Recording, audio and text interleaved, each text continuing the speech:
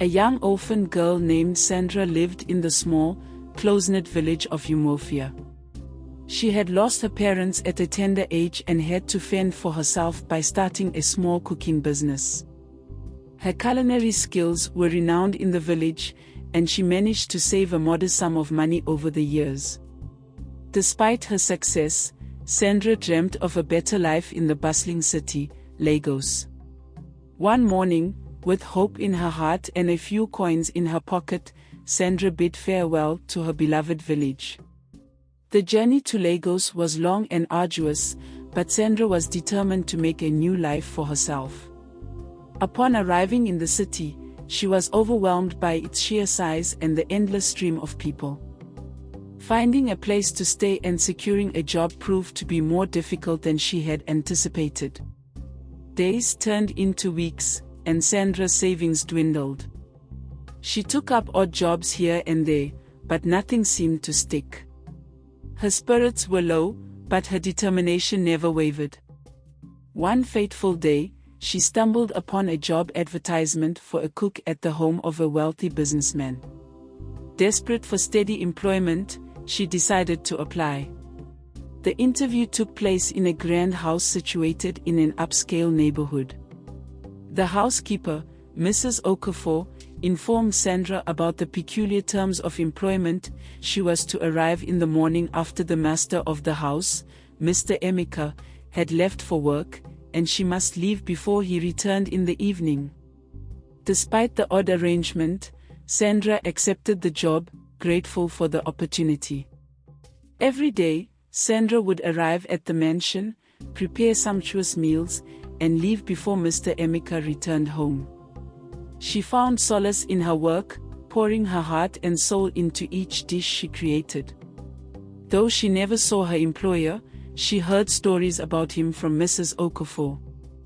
Mr. Emica was a tall, handsome man who preferred solitude ever since he lost his wife in a tragic incident.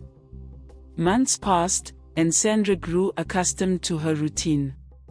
She often wondered why Mr. Emica preferred not to see his cook, but she respected the arrangement. One evening, just as she was about to leave, Sandra accidentally knocked over a cup. It shattered on the floor, and she began to frantically clean up the mess, her heart pounding in her chest. As she crouched down to pick up the pieces, she heard the front door open. Panic seized her, and she hastened her efforts, but it was too late. A shadow loomed over her, and she looked up to see Mr. Emica standing in the doorway. He was indeed tall and handsome, with an air of authority about him. Their eyes met, and for a moment, time stood still. Mr. Emica's expression was stern as he spoke. "Why are you still here? We had an agreement."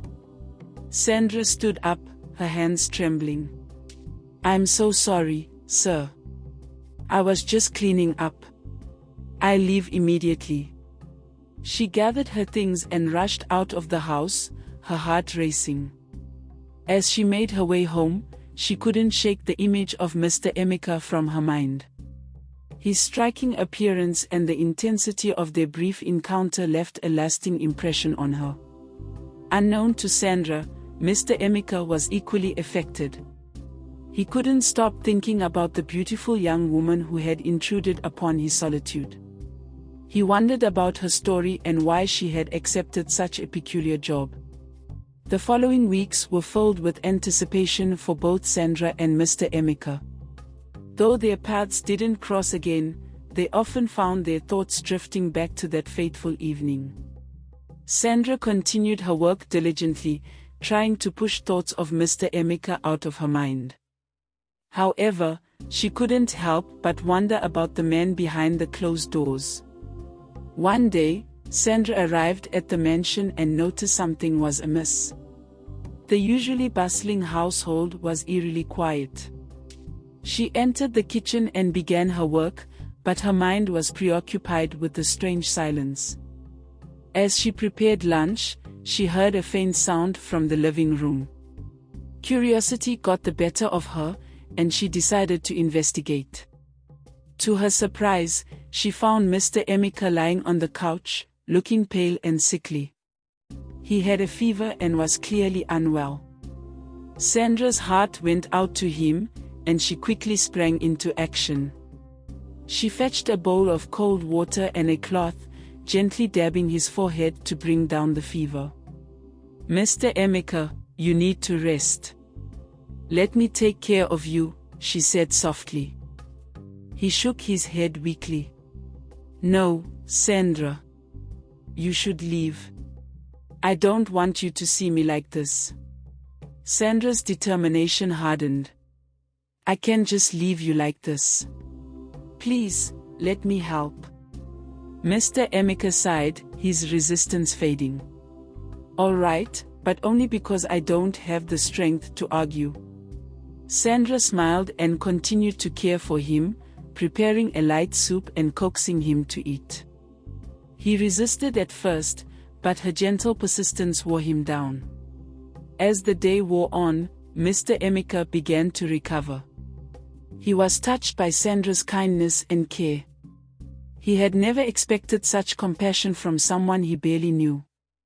As Mr. Emica started to regain his strength, he and Sandra began to talk.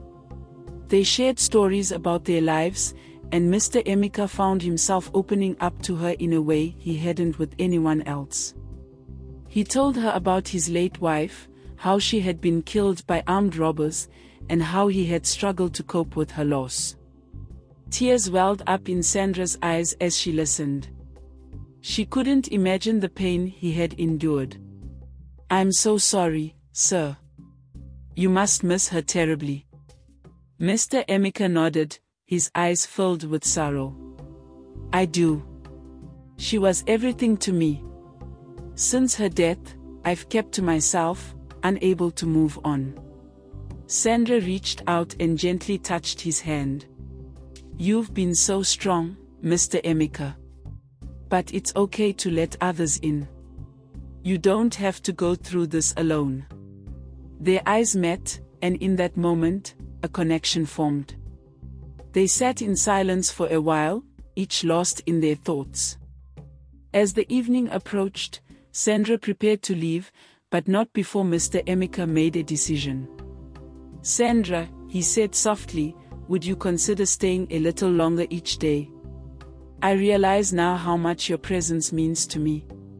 Sandra was taken aback but agreed. From that day on, her routine changed. She stayed longer at the mansion, making breakfast and dinner for Mr. Emica, and they spent the evenings talking and getting to know each other better. As weeks turned into months, the bond between Sandra and Mr. Emica grew stronger. They found solace in each other's company, and the house that had once been filled with sadness and loneliness was now alive with laughter and warmth. Mr. Emica began to heal, his heart slowly mending with Sandra's gentle presence. One evening, as they sat by the fireplace, Mr. Emica looked at Sandra with a tenderness that took her breath away. "Sandra, you've brought light back into my life. I never thought I could feel this way again." Sandra blushed, her heart racing. "You've given me a chance to start over, Mr. Emica. I'm grateful to you."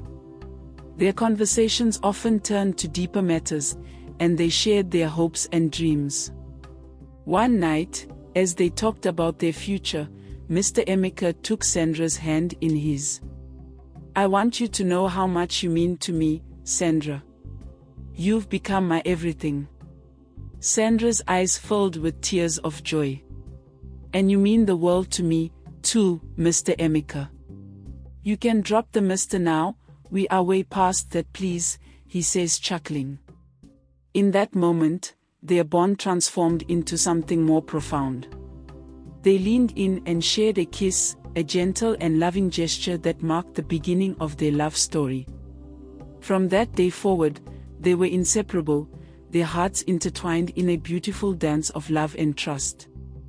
With their love now out in the open, Sandra and Mr. Emica's relationship blossomed. The mansion that had once been a place of sorrow became a haven of happiness and love. Mr. Emica proposed to Sandra in a romantic setting, under the same baobab tree where they had shared their first kiss. "Will you marry me, Sandra?"